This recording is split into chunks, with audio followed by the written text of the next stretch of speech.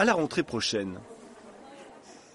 Éducation toujours avec ce constat, la précarité étudiante est toujours loin de s'éteindre. Près d'un étudiant sur deux a déjà sauté un repas à cause de l'inflation, selon une récente étude de l'IFOP et de l'association COP1 Solidarité étudiante. Pour les aider, des associations existent, comme un cabas pour un étudiant. On voit comment elle fonctionne avec la chronique de Mathilde Yel. Aider les étudiants financièrement mais aussi socialement, c'est la raison d'être de l'association Un cabas pour un étudiant. Elle a été créée en urgence à Lyon en 2021 pendant la crise sanitaire et 3 ans après, la plateforme est utilisée dans toute la France. Une antenne vient tout juste d'être créée à Grenoble il y a 4 mois. L'aide ne sera donc plus uniquement à distance via la plateforme mais bien concrète, près de chez soi. Et pour en parler, Thomas Pierchon, bonsoir. Bonsoir. Merci d'être avec nous. Vous êtes bénévole délégué de l'association à Grenoble. Comment se traduit l'aide que vous proposez aux étudiants grenoblois? Comment ça fonctionne en fait? Alors c'est un principe de solidarité de proximité.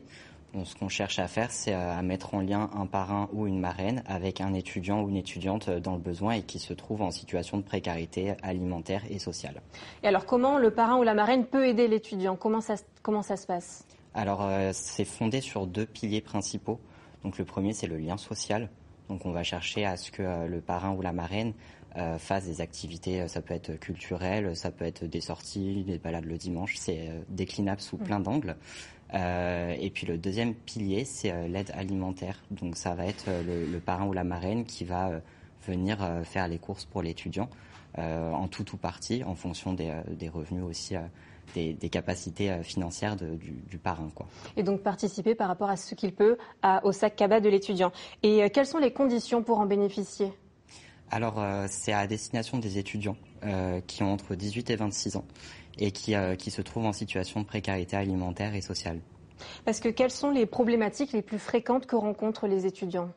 Alors c'est essentiellement des problématiques sur la précarité alimentaire, pardon. En France, sur le plan national, on a quand même 40% d'étudiants qui se trouvent en situation de précarité alimentaire. Il y en a un tiers qui sautent régulièrement des repas.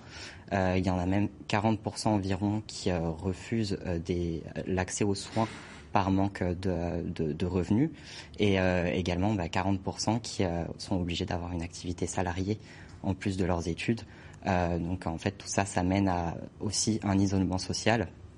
Et parfois à l'échec scolaire. Exactement, c'est ça. Et justement, depuis la création de la plateforme numérique en 2021, c'est 85 étudiants grenoblois qui ont été aidés aujourd'hui grâce à l'antenne grenobloise. Ils peuvent donc aussi être accompagnés concrètement dans la vraie vie.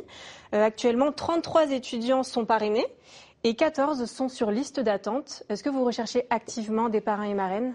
Alors bien sûr. Sachant que ces 14 étudiants-là, ils ont besoin d'aide et ils ont besoin d'un accompagnement. Donc on est bien évidemment à la recherche de parrains et marraines qui souhaiteraient s'engager dans le projet.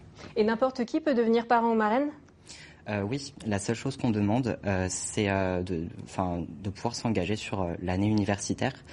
Et il y a également une condition géographique puisque bien sûr on va pas, si on a un étudiant à Grenoble, on va pas proposer un parrainage à quelqu'un qui se situe à 40 ou 50 km. Ça risquerait d'entraver les relations.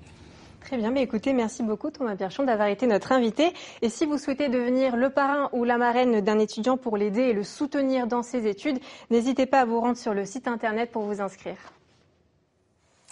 C'est en Suisse voisine, à Genève, que nous mène le prochain reportage.